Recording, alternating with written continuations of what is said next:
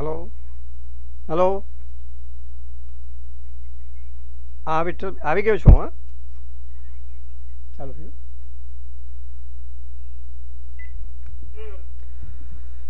શ્રી કૃષ્ણાય નમઃ. શ્રી ગોપીજનવલ્લભાય નમઃ.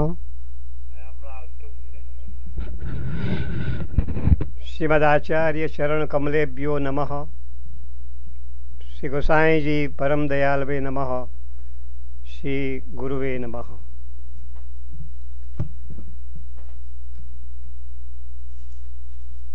આગલા સત્સંગમાં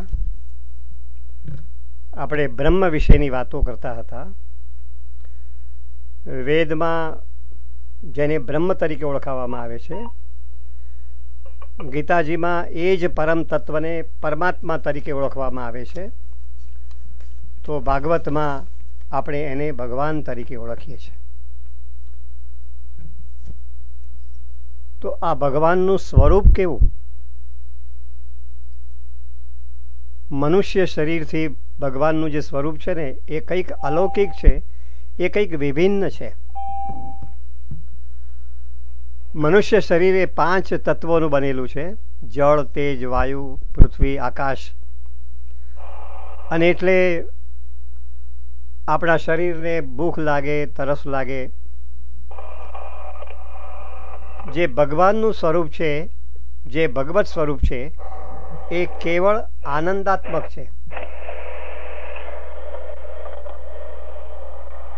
આપણને જેમ ભૂખ લાગે, તરસ લાગે એવું ભગવાનને કંઈ થાય નહીં. એ તો આનંદ સ્વરૂપ છે. અને આ જે સ્વરૂપ છે એમાં સત, ચિત અને આનંદ રહેલા છે. અને એટલા જ માટે બ્રહ્મને અથવા તો ભગવાનને આપણે સચ્ચિદાનંદ સ્વરૂપ તરીકે ઓળખીએ છીએ. આ જે બ્રહ્મ છે ને એ બ્રહ્મ એટલે પરમાત્મા, એટલે ભગવાન. એ સદાનંદ છે, એ પૂર્ણાનંદ છે. અને એ પૂર્ણાનંદ છે એટલા માટે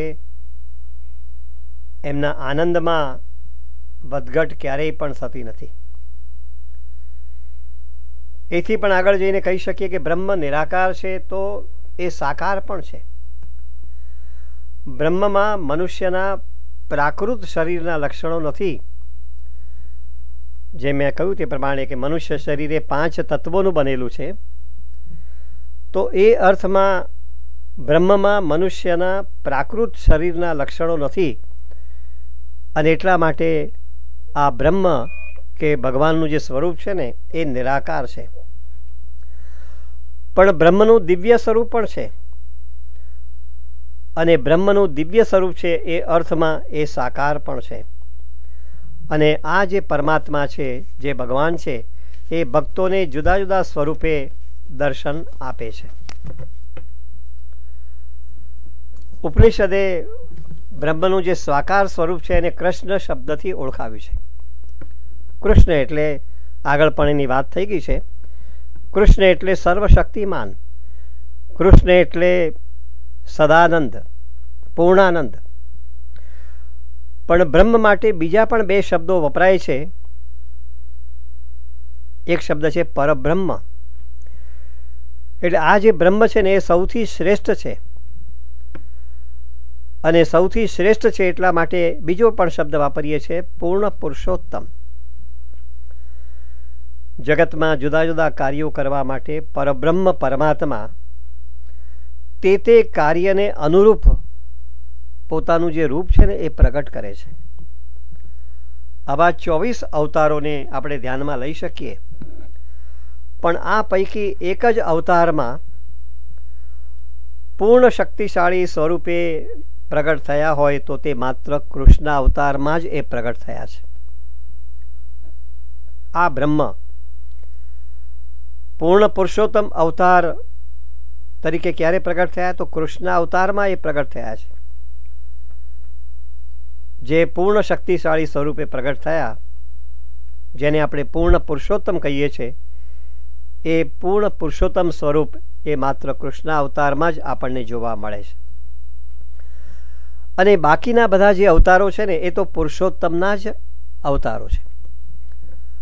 તો કહેવાનું તાત્પર્ય એ છે કે આવા જે બ્રહ્મ છે, જે પરમાત્મા છે, જે ભગવાન છે, એનું જે સ્વરૂપ છે ને એ સર્વવ્યાપક છે, સર્વશક્તિમાન છે, એ સ્વતંત્ર છે, એ સર્વજ્ઞ છે, એ નિર્ગુણ છે. એટલું જ નહીં પણ આ બ્રહ્મ આવા અલૌકિક ગુણોવાળા હોવા ઉપરાંત એ વિરુદ્ધ ધર્માશ્રયી પણ છે. એટલે નિર્ભય હોય અને છતાં પણ એ ભયભીત હોય. જે કૃષ્ણ રાક્ષસોનો સામનો કરી શકે અથવા તો કાલીય નાગનું દમન કરી શકે, એ યશોદા મૈયાની દાગથી ડરી પણ જાય અને યશોદા મૈયા જો ધમકાવે તો એ રુદન કરવા પણ બેસી જાય. આવું વિરુદ્ધ ધર્માશ્રયી એમનું સ્વરૂપ છે. બ્રહ્મનું આ જે સ્વરૂપ છે ને એ આનંદ રસાત્મક છે એમ આપણે કહ્યું. અને આનંદ રસાત્મક સ્વરૂપ હોવાને કારણે આનંદ રસને માણવો એ એમનો પોતાનો સ્વભાવ છે. જો આનંદ રસને માણવો હોય, એ આનંદ માણવો હોય તો એકલાથી તો રમણ કરી શકાય નહીં, એકલાથી તો આનંદ મેળવી શકાય નહીં.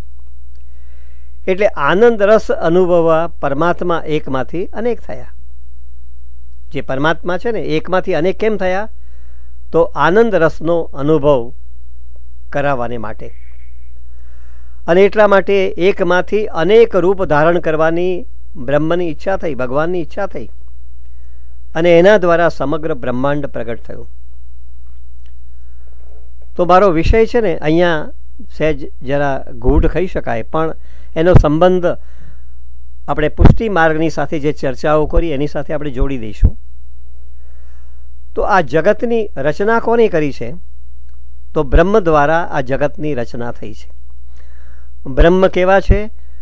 તો એ શુદ્ધ છે અને બ્રહ્મમાંથી ઉત્પન્ન થયેલું જે જગત છે એ પણ શુદ્ધ. એ બ્રહ્મમાંથી જ જીવો પેદા થયા, જીવો પણ આવ્યા, તો એ જીવ પણ શુદ્ધ છે. અને એટલા માટે આપણે એમ કહ્યું કે બ્રહ્મ શુદ્ધ, જગત પણ શુદ્ધ અને જીવ પણ શુદ્ધ. અને આ ત્રણે ત્રણનું જે અદ્વૈત એ પણ શુદ્ધ. એટલા માટે એને શુદ્ધાદ્વૈત તરીકે શ્રી મહાપ્રભુજી ઓળખાવે છે. તો બ્રહ્મનું મુખ્ય કાર્ય શું? એ જગતની રચના. પણ જગતની રચના કરવા પાછળનો પણ મહત્વનો હેતુ શું? આનંદ માણવાનો. તો આ બ્રહ્મમાંથી જ જગત પ્રગટ થયું અને ફરીથી પાછું એ જગત બ્રહ્મમાં જ આખરે લય પામે છે.